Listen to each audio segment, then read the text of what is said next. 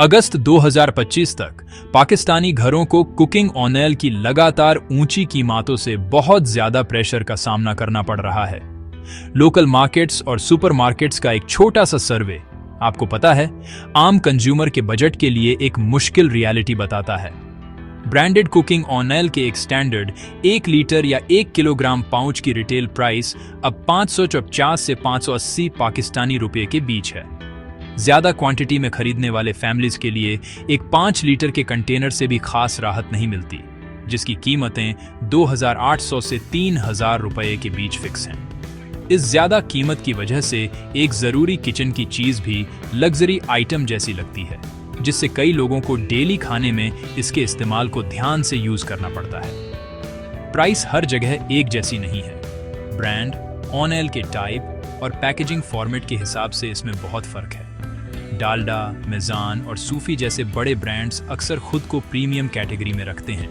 इनकी 1 लीटर की बॉटल्स कभी-कभी 640 रुपये तक पहुंच जाती हैं। इसके उलट कुछ कम फेमस या दूसरे ब्रांड्स जैसे ओके कैनोला ऑयल या गोल्डन सन थोड़ी ज्यादा ठीक प्राइस में मिल सकते हैं। इनके 1 लीटर के पाउच 490 रुपये से शुरू होते हैं और 5 लीटर के टिन लगभग 2,675 रुपये में मिलते हैं। इस बड़ी प्राइस रेंज की वजह से एक कॉम्प्लेक्स मार्केट बनता है, जहां कंज्यूमर्स को क्वालिटी, ब्रांड लॉयल्टी और अफोर्डेबिलिटी को हमेशा देखना पड़ता है। ये प्राइसिंग सिचुएशन कंज्यूमर्स के लिए खासकर तब ज्यादा परेशान करने वाली है जो ग्लोबल कमोडिटी ट्रेंड्स को फॉलो कर रहे हैं। इंटरनेशनल पाम ऑयल की कीमतें, जो लोकल कॉस्ट्स के लिए सबसे ज्यादा जरूरी हैं, पिछले साल काफी कम हुई हैं। हालांकि यह ग्लोबल राहत लोकल लेवल पर कम कीमतों में नहीं बदल पाई है। इसकी बजाय पाकिस्तानी कंज्यूमर्स पहले से भी ज्यादा पैसे दे रहे हैं। प्राइसेस का शॉक रियल और हर जगह है। ये सभी इनकम लेवल्स के मंथली बजट्स पर असर डाल रहा है और लोगों को यह सोचने पर मजबूर कर रहा है कि जब दुनिया भर में कच्चा माल सस्ता हो गया है तो उन्हें क्यों इतना ज्यादा देना पड़ रहा है। इन ऊंची और बढ़ती कीमतों का नतीजा कंज्यूमर बिहेवियर में एक साफ बदलाव है। फैमिलीज को मुश्किल फैसले लेने पड़ते हैं। अक्सर कुकिंग ऑयल खरीदने के लिए दूसरी जरूरी चीजों को छोड़ना पड़ता है। कुछ लोग भरोसेमंद ब्रांड्स से सस्ते, अक्सर कम क्वालिटी वाले ऑप्शंस पर जा रहे हैं, जबकि दूसरे बस अपनी टोटल खपत कम कर रहे हैं।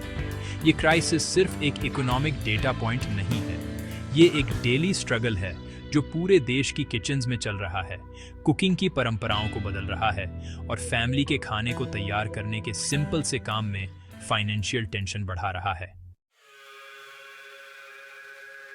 पाकिस्तान के कुकिंग ऑयल क्राइसिस का सबसे अजीब पहलू ग्लोबल और लोकल प्राइस ट्रेंड्स के बीच साफ फर्क है।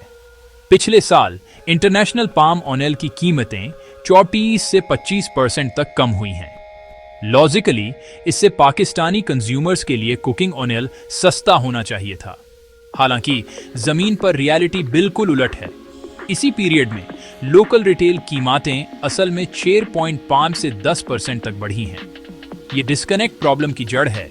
ये बताता है कि पावरफुल डोमेस्टिक फैक्टर्स किसी भी पॉसिबल बेनिफिट को एंड कंज्यूमर की शॉपिंग कार्ट तक पहुंचने से पहले ही रोक रहे हैं। गवर्नमेंट बॉडीज और मार्केट एनालिस्ट्स ने जिन चीजों को मेन वजह बताया है, उनमें से एक लोकल सप्लाई चेन में ज्यादा प्रॉफिट कमाना है। ऑफिशियल इन्वेस्टिगेशन से पता चला है कि पोर्ट और रिटेल शेल्फ के बीच के इंटरमीडियरीज 29% तक का इलीगल प्रॉफिट मार्जिन ले रहे हैं। इसका मतलब है कि इंपोर्टर्स, प्रोसेसर्स और डिस्ट्रीब्यूटर्स कम ग्लोबल प्राइसेस से होने वाले फायदे को पब्लिक तक पहुंचाने की बजाय खुद ही रख रहे हैं। इकोनॉमिक कोऑर्डिनेशन कमेटी या ECC ने इस प्राइस मैनिपुलेशन को रोकने के लिए कई बार कड़ी निगरानी की मांग की है, लेकिन यह प्रैक्टिस घरों के लिए कॉस्ट्स को बढ़ाती जा रही है। इसके अलावा पाकिस्तानी रुपये की लगातार कमजोरी कम इंटरनेशनल कमोडिटी प्राइसेस से होने वाले किसी भी फायदे को खत्म करने में एक जरूरी रोल निभाती है। पाकिस्तान अपने खाने वाले तेल का लगभग 79% इंपोर्ट करता है, खासकर मलेशिया और इंडोनेशिया से पाम ऑयल। ये सभी ट्रांजैक्शंस अमेरिकी डॉलर्स में होते हैं। जब रुपया गिरता है तो लोकल करेंसी में उतनी ही क्वांटिटी में ऑयल इंपोर्ट करने की कॉस्ट बढ़ जाती है। इसीलिए अगर पाम ऑयल की डॉलर प्राइस ग्लोबल लेवल पर कम भी होती है तो कमजोर रुपया उन फायदों को आसानी से खत्म कर सकता है, जिससे इंपोर्टेड कच्चा माल लोकल मैन्युफैक्चरर्स के लिए उतना ही महंगा या उससे भी ज्यादा महंगा हो जाता है। इसका नतीजा एक परेशान करने वाला और इकोनॉमिकली नुकसान पहुंचाने वाला साइकिल है। ग्लोबल मार्केट की राहत करेंसी के गिरने और सप्लाई चेन के लालच के कॉम्बिनेशन से खत्म हो जाती है। कंज्यूमर्स को आर्टिफिशियली ज्यादा कीमतें देनी पड़ती हैं, जिससे महंगाई बढ़ती है और घरों के फाइनेंस पर प्रेशर पड़ता है। इस सिचुएशन की वजह से ट्रस्ट की कमी हुई है। कई लोगों का मानना है कि बड़े प्लेयर्स का एक कार्टेल पब्लिक के खर्चे पर प्रॉफिट को ज्यादा करने के लिए जानबूझकर मार्केट को कंट्रोल कर रहा है। लोकल प्राइसेस को ग्लोबल ट्रेंड्स के साथ मैच न कर पाना सिर्फ मार्केट की कमी नहीं है, यह लाखों पाकिस्तानियों के लिए इकोनॉमिक जस्टिस का एक जरूरी मुद्दा है। करेंसी के उतार चढ़ाव और कालाबाजारी के अलावा कई दूसरे स्ट्रक्चरल इश्यूज भी पाकिस्तान में कुकिंग ऑयल की ज्यादा कीमत में योगदान करते हैं। देश की इंपोर्ट पर बहुत ज्यादा डिपेंडेंस एक बेसिक कमजोरी है। सूरजमुखी और कैनोला जैसे तिलहन के डोमेस्टिक प्रोडक्शन से नेशनल डिमांड का सिर्फ एक छोटा सा हिस्सा ही पूरा होता है। पाकिस्तान इंटरनेशनल सप्लायर्स और ग्लोबल मार्केट के यूटर चढ़ाव पर डिपेंडेंट है। सिर्फ 2024-25 के फाइनेंशियल ईयर में देश का पाम ऑयल इंपोर्ट बिल बढ़कर $3.4 बिलियन हो गया। इस भारी निर्भरता का मतलब है कि कोई भी रुकावट, चाहे वह प्रोडक्शन करने वाले देशों में हो या शिपिंग रूट्स पर, लोकल अवेलेबिलिटी और की मैटों पर तुरंत और सीधा असर डालती है। गवर्नमेंट पॉलिसीज और टैक्स भी फाइनल रिटेल प्राइस में कॉस्ट की लेयर्स जोड़ते हैं।